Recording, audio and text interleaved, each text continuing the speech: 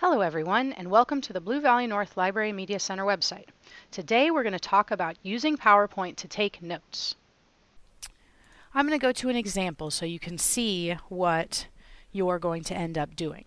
The note-taking PowerPoint, you can tell each slide just looks like a note card, and the way that you used to write research papers before the days of computers was you would write one note on each note card, and then you would have a whole box of note cards that you carried around while you were working on your research paper, and you'd lay them all out on the table and you'd arrange them in the order that you wanted.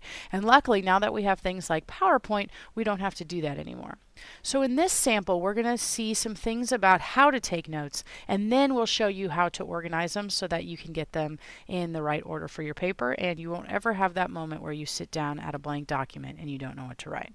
So you can see that I have one sample note here. It says 46% of 16 to 18-year-olds report drinking alcohol at least once a week. Now, just so you know, I made up all of these notes. None of these are actual information. They're just things that I made up. So you can see some characteristics about this. There is one note per note card, and everything is written in a complete sentence. Also, down here at the bottom, we have the in-text citation that goes with that note. So this is the authors of the article, and this is the page that this note came from. So even though this is in my own words, I have the in-text citation down here at the bottom. On the next note, this one is a direct quote because it's in quotation marks, which means that I took this note word for word.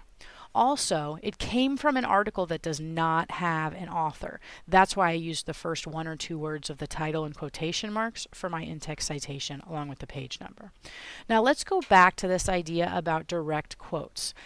One thing that you need to keep in mind when you're writing research paper as a general rule is only 10% of your information can be direct quoted. So that means if you're using, let's say you're writing a 3 to 5 page paper, you would probably have, less than 30 notes.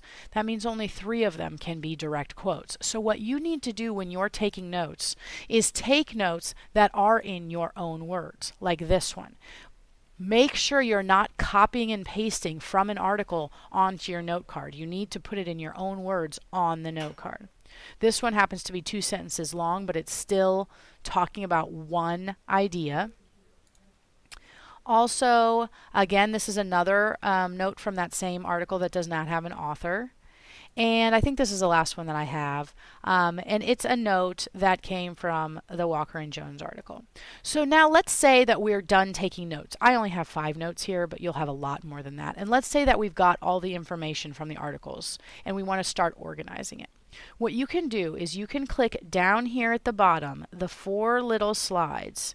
This is the slide sorter view. And when you click on it, it looks like this.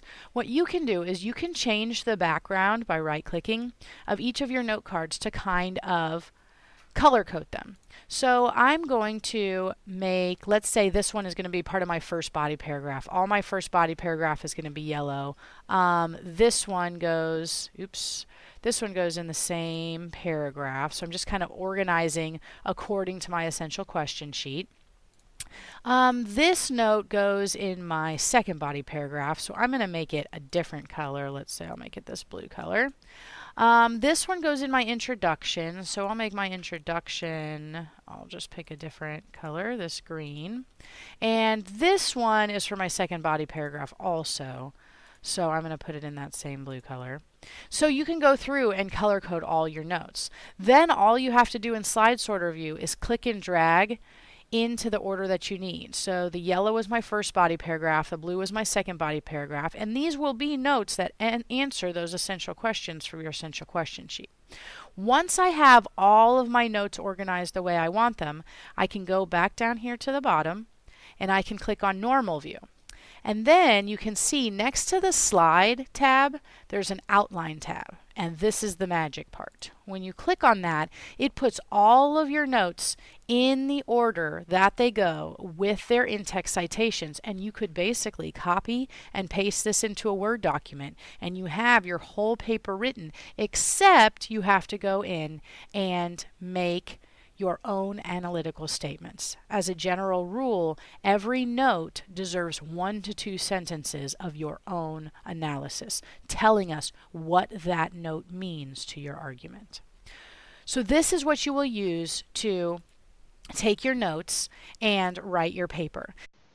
To find the note-taking PowerPoint, you will go to Canvas, you'll find your class, you'll find the note-taking assignment, and you will download the note-taking PowerPoint from there.